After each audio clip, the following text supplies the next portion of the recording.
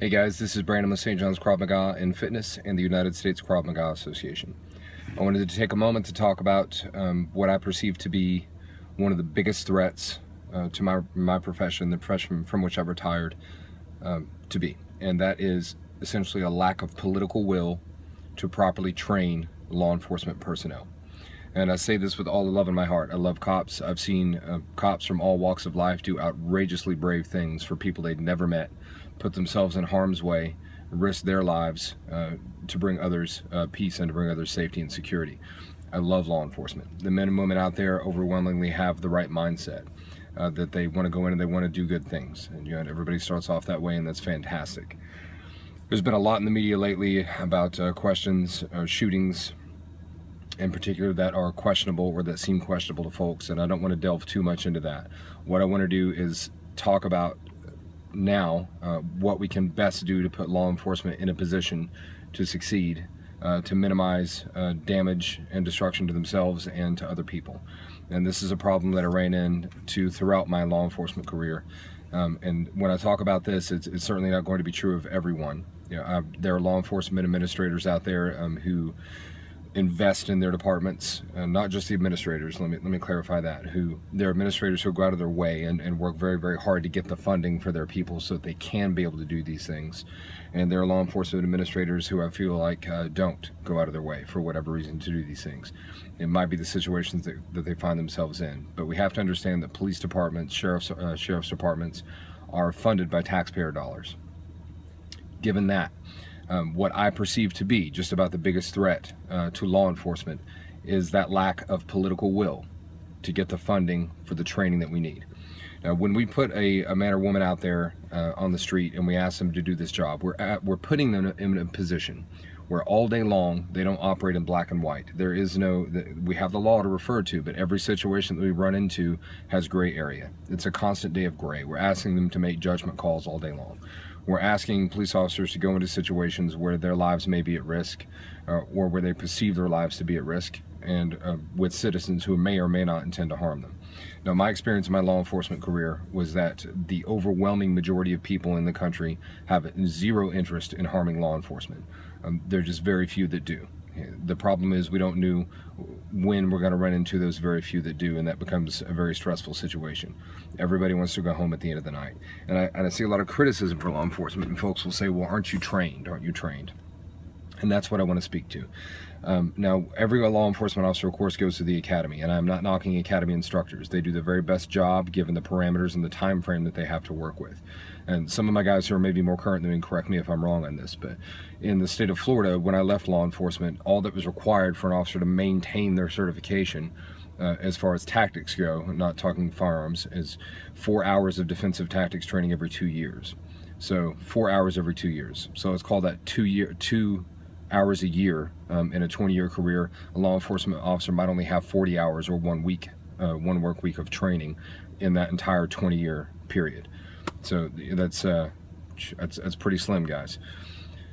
And it's not just basic defensive tactics training that we need to get into. We need to have our officers deeply involved on a fairly regular basis in reality-based training. Now, the problem and the hiccup we run into is that it gets very expensive. And I hate to talk in terms of dollars, but this is kind of where we're at. They say money is at the root of all evil, but money solves problems as well. To get that training out to police officers, departments have to pay them overtime. They have to consider workman's compensation. They have to do all these things. I'm not saying those aren't real concerns, but the public itself and our governments, municipal, state, and federal, have to be willing to divert funds over to that to get folks that training. You cannot ask a person to go into a life and death situation with minimal training and expect them to perform with maximal result. You cannot ask a person to go into a life or death situation with no experience with life or death situations and think clearly and be perfectly calm and make perfectly good decisions and in any case, but you certainly can't do it with a minimal amount of training. We cannot make a minimal investment and expect a maximum return. As a society, we have to understand that, and we have to be willing to change that.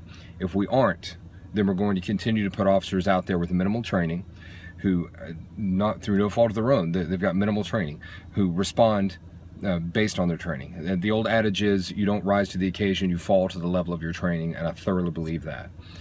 When we've watched some of these recent situations, I can sit back in my air-conditioned car, my air-conditioned home, and say, oh, this is what they should have done, this is what they should have done. But if you don't know what it's like to be in that moment, it's incredibly tense. It's an incredibly difficult situation. Now, it is one they signed up for.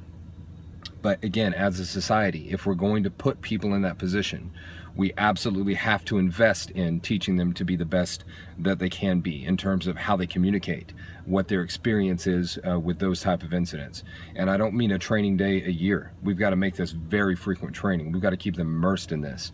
If we want them to be able to make those decisions and to think laterally, not just vertically, to think in terms of options, not just in terms of escalation, then we have to put them in a position to be able to succeed there.